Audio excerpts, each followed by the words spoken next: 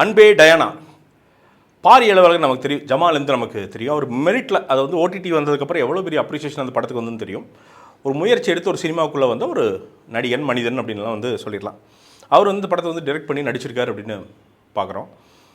ரம்யா ரங்கநாதன் வந்து பார்த்திங்கன்னா female lead பண்ணியிருக்காங்க. நீக் அதில் வந்து பார்த்திங்கன்னா நிலவுக்கு என்னடி என்மேல் கோவமா அதில் ஒரு சின்ன ரோல் பண்ணியிருப்பாங்க, ஆனால் சூப்பராக பண்ணியிருப்பாங்க. அண்டு நம்ம R2 அப்படின்னு வந்து இன்ஸ்டாகிராம்லாம் நிறைய டான்ஸ் வீடியோஸ் பண்ணுவாங்க. அவங்களும் ஸ்க்ராட்ச்லேருந்து தன்னைத்தானே வளர்த்து செதுக்கி வந்த ஒரு பொண்ணு. என்ன பர்ஃபார்மன்ஸ் பண்ணியிருக்காங்க, அதாவது வந்து மேஜிக் அப்படின்ட்டு வந்து வருவாங்க. மேஜிக் ஆன் ஸ்க்ரீன் அப்படின்னு சொல்லலாம். நம்ம ஆடுகளத்தில் வந்து பார்த்திங்கன்னா டாப்ஸியை பார்ப்போம்ல, வெள்ளாவி வச்சு வெளுத்தாங்களா, அந்த மாதிரி சும்மா வெள்ளையர்னு வந்து பார்த்திங்கன்னா ஆங்கிலோ இண்டியனா ரவுஸான ஃபேமிலி. இந்த பக்கம் வந்து பார்த்திங்கன்னா தலைவன் வந்து பெரம்பூர் ஃபேமிலி, ஆனால் வந்து பார்த்திங்கன்னா தலைவன் தெலுங்கு ஃபேமிலி. ரவுஸாக இருக்கும். அதாவது அந்த ரெண்டு கல்ச்சரோட அதை ரொம்ப பியூட்டிஃபுல்லாக எடுத்து வச்சுருக்காரு. இப்போது ஹர்ட் பண்ணுற மாதிரியோ, இந்த பக்கம் வந்து இவங்க கிறிஸ்டின் ஃபேமிலி, அவங்க வந்து ஹிந்துஸு ஆனால் தெலுங்குஸு. இப்போ இது ரெண்டையும் வந்து பார்த்தீங்கன்னா ரொம்ப ஈஸியாக வந்து பார்த்தீங்கன்னா ஒரு வன்மத்தை பரப்பிடலாம். அதெல்லாம் இல்லாமல் அன்பை மட்டுமே விதைச்சி நமக்கு வந்து பாரி வந்து என்னென்னா பெரம்பூரை சுற்றி பியூட்டிஃபுல்லாக காட்டுறாருங்க. சின்ன சின்ன லொக்கேஷன்ஸ் அதில் வந்து பார்த்திங்கன்னா ஒரு ட்ரெயின் ஸ்டேஷன்லாம் இருக்குது, அவ்வளோ டஃப்பான ஒரு லொக்கேஷன். அதெல்லாம் தேடி அங்கே இருக்கிற ஐஸ்கிரீம் கடை, சின்ன சின்ன லொக்கேஷன், அதுக்குள்ளேயே ஒரு லோக்கல் மேடு இன்டர்நேஷ்னல் படம்னு சொல்லுவாங்களா, அந்த மாதிரி ஒரு படத்தை வந்து நமக்கு வந்து ப்ரெசென்ட் பண்ணியிருக்காரு. ஃபிலிம் மேக்கர் யார் பார்த்தாலும் சரி அவங்க ஊரை பற்றி இப்படி ஒரு படம் எடுத்துடலாம் அப்படின்னு ஒரு எண்ணம் வரும். அந்த அளவுக்கு படத்தை வந்து நல்லா எடுத்திருக்காங்க. இதில் வந்து பரிதாபங்கள் கோபி தான் அதில் சர்ப்ரைஸு. தலைவர் வந்து பார்த்தீங்கன்னா பெங்களூர் ஸ்லாங்கில் வந்து பார்த்தீங்கன்னா ஒரு ப்ரெஸ் வச்சுருக்கிறதா வராரு. ஏய் இன்னாக்கண்ணா, ஏய் வந்துச்சுன்னா பச்சா என்னம்மா, அந்த அந்த அந்த மீட்டர் ஸ்லாங் அது ரொம்ப அந்த ஸ்லாங் பிடிக்கிறதே கஷ்டம்.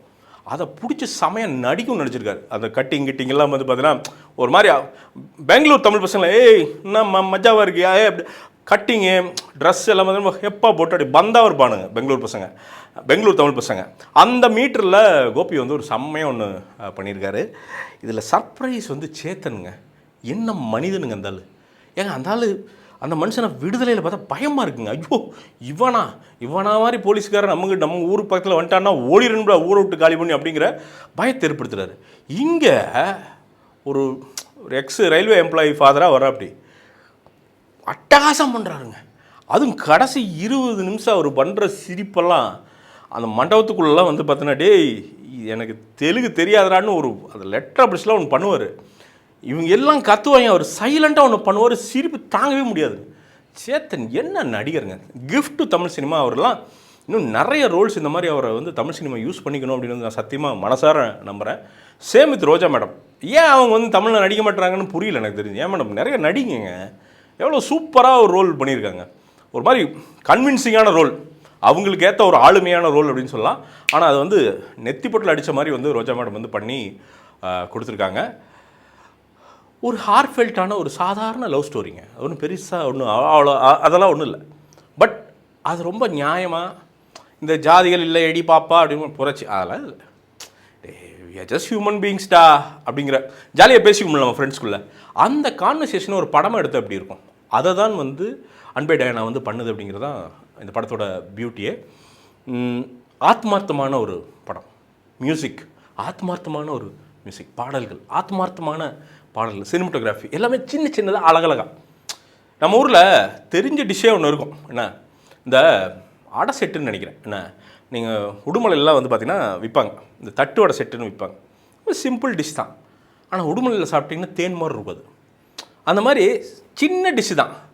அதே மாதிரி இந்த பர்மா அத்தோ கடையெல்லாம் இருக்கும் பெரம்பூர்லாம், அப்படி சாப்பிட்டிங்கன்னு வச்சுங்களேன் அப்படி இருக்கும். அந்த பர்மா அத்தோ தான் இந்த அன்பே டயானா. பியூட்டிஃபுல்லான ஒரு போயட்ரி ஆன் ஸ்க்ரீன்.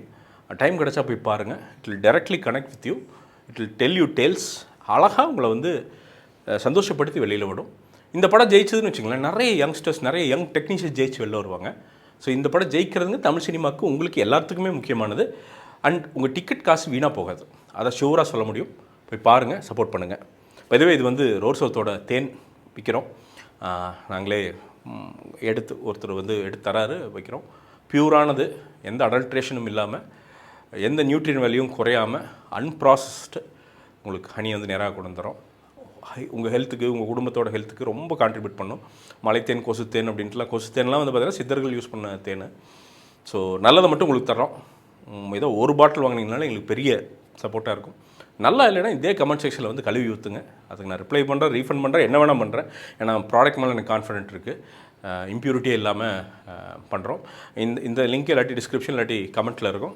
கிளிக் பண்ணி ஒரு பாட்டில் வாங்கி சப்போர்ட் பண்ணுங்கள். மீண்டும் ஒரு விமர்சனம் முன்னோட்டம் இல்லாட்டி வீடியோட உங்களை சந்திக்கிறேன். அதுவரை நன்றி, வணக்கம்.